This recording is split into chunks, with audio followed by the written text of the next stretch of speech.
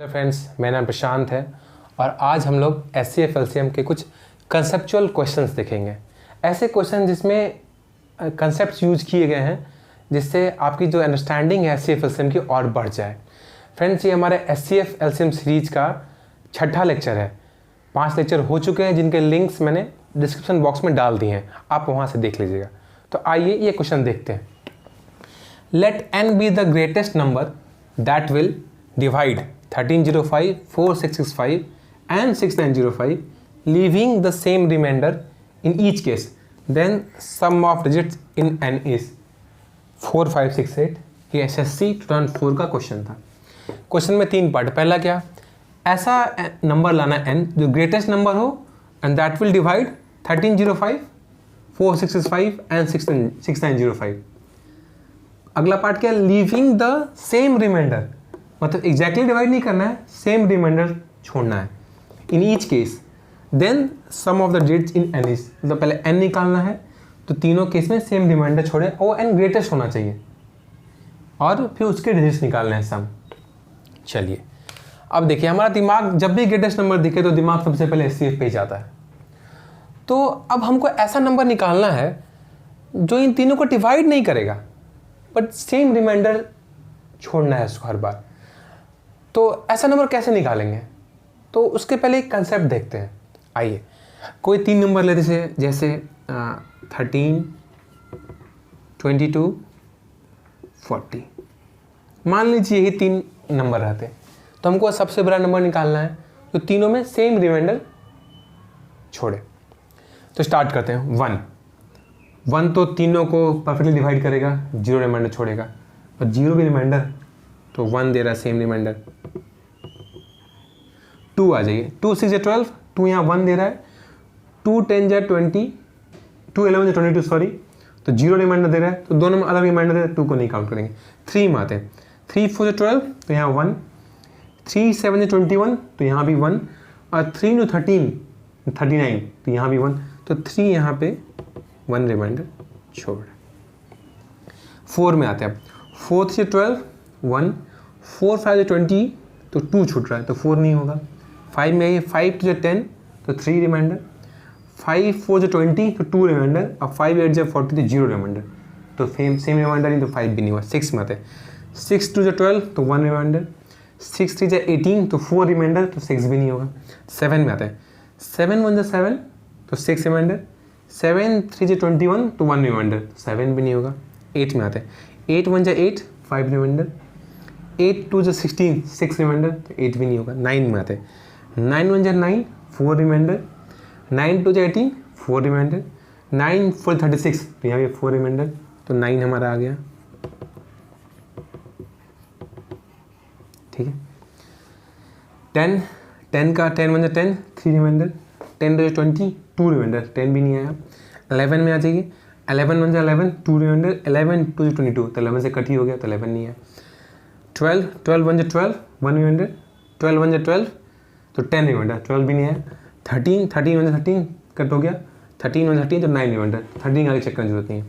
तो ये 3 नंबर आए। इनफैक्ट 1 का भी कोई ज़रूरत नहीं है चेक करने का, 1 तो हर क्वेश्चन में रहता है। ये 2 क्वेश्चन है, ये दो आंसर है। 3 से 1 रिमाइंडर है, 9 से 4 रिमाइंडर है। हमको क्या ग्रेटेस्ट नंबर निकाला, तो 9 हमारा ग्रेटेस्ट नंबर है, तो 9 हमारा आंसर है। इसके से 4 रिमाइंडर है। अब देखिए 13 और 22 कुछ डिफरेंस कितना है, 22 माइनस 13 आएगा 9,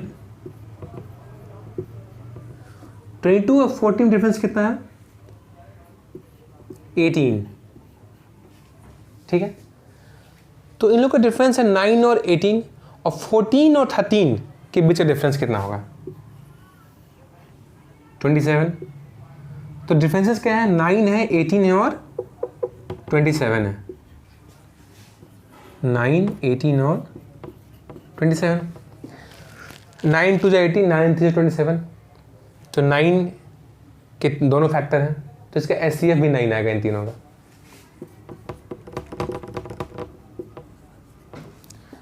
तो क्या सिर्फ कोइंसिडेंस है कि इसका इन 3 का जो डिफरेंस है उसका एचसीएफ 9 है, और इनका जो ऐसा नंबर जो सेम रिमाइंडर लीव करे वो भी 9 है। ये सिर्फ कोइंसिडेंस तो हो नहीं सकता, कि मैथ एग्जैक्ट साइंस होता है। तो इसके पीछे कारण है ऐसा क्यों होता है। बट हमको इतना तो समझ में आ गया कि अगर हमको ऐसा ग्रेटेस्ट नंबर निकालना है जो इन तीनों को डिवाइड करके सेम रिमाइंडर छोड़े, तो वो क्या होगा, इन तीनों के डिफरेंस का जो डिफरेंस इन तीनों का आएगा उसका एचसीएफ होगा। तो ये क्वेश्चन सॉल्व करना समझ में आ गया हमको। बट हमको देखना है ऐसा क्यों होता है, ठीक है, आखिर ऐसा क्यों है।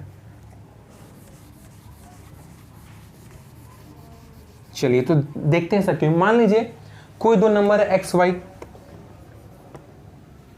ठीक है।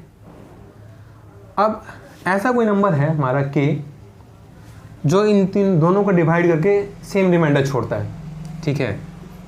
के रिमाइंडर छोड़ता है वो ए, ठीक है। जैसे इन दो नंबर में एक्स 13 हो गया, वाई 22 हो गया, इनका के क्या हो गया हमारा 9 हो गया, और रिमाइंडर क्या छोड़ रहा था वो 4 छोड़ रहा था, ठीक है। समझ में आया आपको। एक्स वाई दो नंबर है, के ऐसा नंबर है जो दोनों को डिवाइड करता है, डिवाइड करके सेम रिमाइंडर छोड़ता है ए, और के ऐसा ग्रेटेस्ट नंबर है। अब देखिए सेम रिमाइंडर एक्स जब के से डिवाइड होता है तो ए रिमाइंडर आता है, इसका मतलब जब एक्स बाई के करते हैं तो इसका रिमाइंडर ए आता है, ठीक है। अब वाई बाई के करते हैं हम लोग, अब मानते हैं एक्स और वाई के बीच डिफरेंस जो है वो जेड है, ठीक है। तो वाई को हम लोग एक्स प्लस जेड लिख सकते हैं, ठीक है। इसको खोल दिए दिया एक्स बाई के प्लस जेड बाई के। अब एक्स बाई के का तो रिमाइंडर हमको पता है ए आएगा, तो ये हमारा क्या आया, एक्स बाई के का तो रिमाइंडर ए आ गया, प्लस होगा जेड बाई के का जो रिमाइंडर हो, ठीक है। बट हमको क्वेश्चन क्या था कि वाई को जब के से डिवाइड करते तो भी ए ही रिमाइंडर आता है, बट जब वाई को हमने डिवाइड किया तो वाई का रिमाइंडर तो ए प्लस जेड बाई के का रिमाइंडर आया, जेड जो इन दोनों का डिफरेंस है। तो अगर ये number A plus Z by के का रिमाइंडर ए के बराबर होगा, इसका मतलब ये 0 होना चाहिए, और जेड बाई के का रिमाइंडर 0 मतलब क्या है कि जेड के से परफेक्टली डिविजिबल होना चाहिए, तभी जेड बाई के का रिमाइंडर 0 आएगा। तो इसका मतलब ऐसा कोई नंबर आपको लाना है तो दोनों में सेम रिमाइंडर छोड़ेगा, तो वो जो इनका डिफरेंस है उसका फैक्टर होना चाहिए, तभी तो इसमें भी और इसमें सेम रिमाइंडर छोड़ेगा। तो इसके कारण जब ऐसे क्वेश्चन आए जिसमें सेम रिमाइंडर निकालना हो तो आप डिफरेंसेस निकालिए, उसका एचसीएफ निकालिए। तो अब ये क्वेश्चन देखते हैं क्वेश्चन कैसे करते हैं आगे।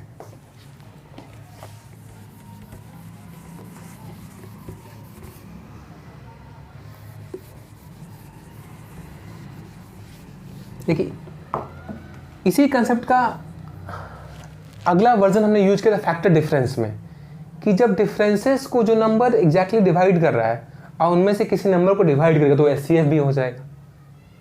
तो ये उसी कंसेप्ट का अगला फॉर्म है ये। तो अब हमको समझ सॉल्व कैसे करना है, तो हमको इन सब का डिफरेंसेस निकालना है। तो स्टार्ट करते हैं, 4 6 6 5 में 13 0 5 कट करते हैं, ये आएगा 60, ये आएगा 3, ये आएगा 3, 33 60 का नंबर आया। अगला 6905 में 1305 हटाते हैं तो आएगा 5 तो नहीं रहेगा ना, 5 हट जाएगा, 5600 आएगा। अब इसमें इसको हटाते हैं, 6905 4 6 6 5 5 5 गया 0, 10 में 6 गया 4, 8 में 6 गया 2, 6 में 4 गया 2, 22 40, 3 नंबर हमारे ये आ गए।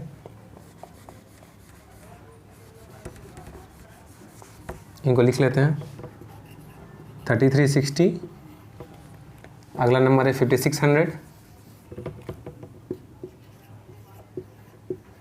और अगला नंबर है 2240। तो ये हमारे डिफरेंसेस आ गए। अब हमको इसका एचसीएफ निकालना है। अब देखिए ये सब 4 डिजिट नंबर है, इनको इन पे काम करने में डिफिकल्टी महसूस होती है हमेशा। तो आप ना जो सबसे ऑब्वियस दिख रहा हो उसको ना कॉमन निकाल लीजिए। तो सबसे ऑब्वियस क्या है, 0 दिख रहा है तो 10 कॉमन निकाल लेते हैं। 10 निकालिए कॉमन, 336 560 और 224, ये हमारा आ गया। अब जो इन तीनों का जो एचसीएफ होगा उसमें 10 मल्टीप्लाई कर दीजिएगा, आपका आंसर आ जाएगा। तो जो सबसे ऑब्वियस देखिए, ज़्यादा कैलकुलेशन मत कीजिए कि 2 भी निकाल रहे हैं 3 भी निकाल रहे हैं, तो वो पर्पस को डिफीट कर देगा। तो सबसे ऑब्वियस आसानी से, एकदम आसानी से दिख रहा हो उसको बस कॉमन निकालिए। कोशिश की 3 डिजिट में ले आए, अब ये आ गया। अब हम अपना फैक्टर डिफरेंस यूज करते हैं। तो सबसे इन दोनों में डिफरेंस अराउंड 200 का है, इनमें अराउंड 300 का है, इन दोनों में छोटा है 100 का है। निकालते हैं। 6 - 4 2, 3 - 2 1, 3 - 2 1, 112।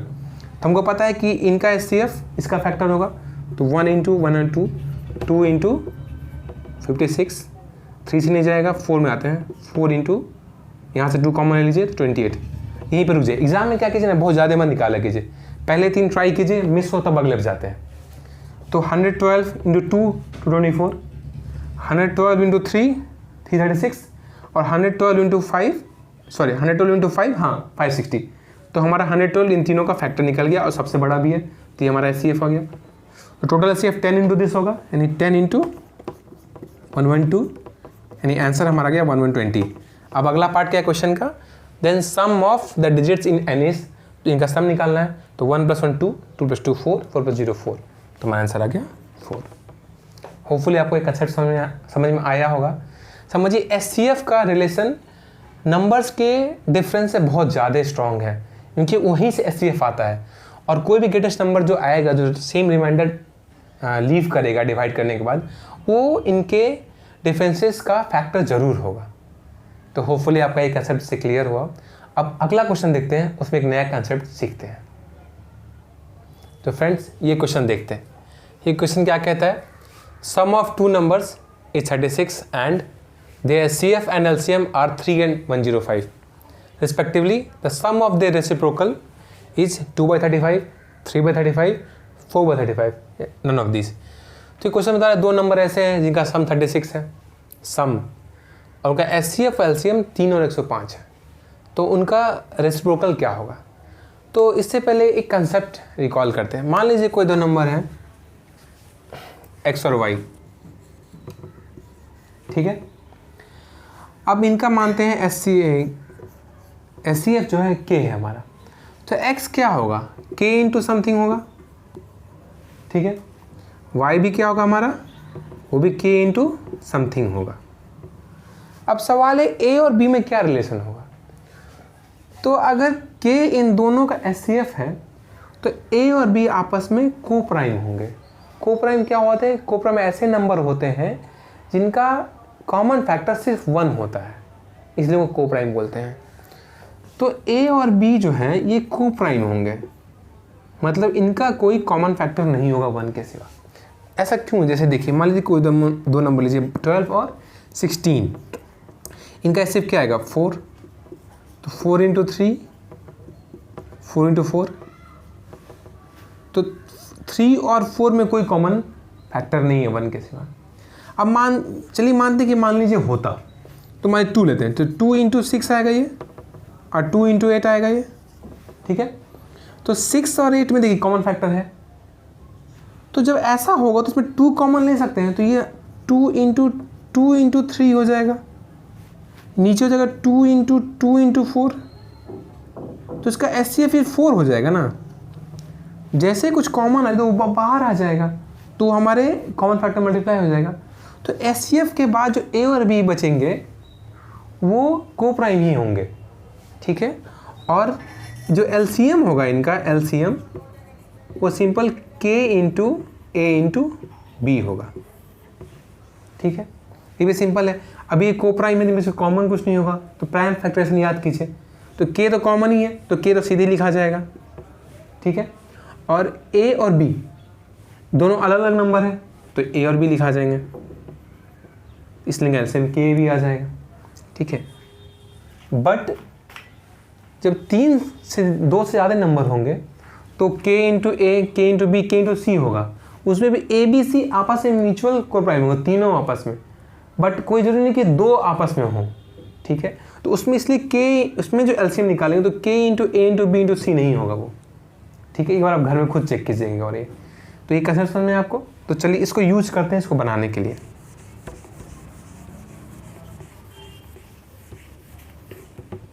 तो हमारा क्वेश्चन कहता है 2 नंबर का सम 36 है, SCF 3 है, LCM 105 है। तो SCF 3 तो नंबर क्या होंगे 3a और 3b होंगे। LCM 105 है तो LCM क्या होना चाहिए हमारा 3 × ये दोनों ए बी आएंगे, ए इंटू बी इक्वल टू 105 होना चाहिए, यानी ए इंटू बी हमारा कितना आएगा 35। तो ए और बी क्या होंगे फिर 1 इंटू 35 या 5 इंटू 7। तो अगर ए बी हमारे ये आ गया तो हमारा नंबर 3 इंटू 3 बी है। तो दो ऑप्शन है हमारे, तो 3 अगर 135 लेते हैं तो 3 और 105, तो इनका सम तो 36 होगा नहीं, तो ये तो गलत हो गया। दूसरा ऑप्शन ये आ गया, तो 3 ये हो गया 15 और 3 भी हो गया हमारा 21, और इन दोनों सम कितना आता है 36। तो हमारे दोनों आंसर क्या आ गया 15 और 21। तो इनका रेसिप्रोकल लेना है 1/15 प्लस 1/21। एक काम कीजिए 1/3 तो कॉमन ही है, तो 1/3 कॉमन ले लीजिए, 1/3 1/5 प्लस 1/7, इसको ऐड कीजिए तो 1/3 इंटू आएगा 7 5 35, 7 प्लस 5 ऊपर आएगा 12, ठीक है। 3 से 12 कटेगा तो आएगा हमारा 4/35। ये है हमारा आंसर। तो इसमें क्या सीखना था कि कोई दो नंबर है जिनका एचसीएफ अगर 3 है तो वो दो नंबर 3A 3B होंगे और वो एलसीएम हमारा 3AB होगा। चलिए अब अगला क्वेश्चन देखते हैं। तो आइए फ्रेंड्स ये क्वेश्चन देखते हैं।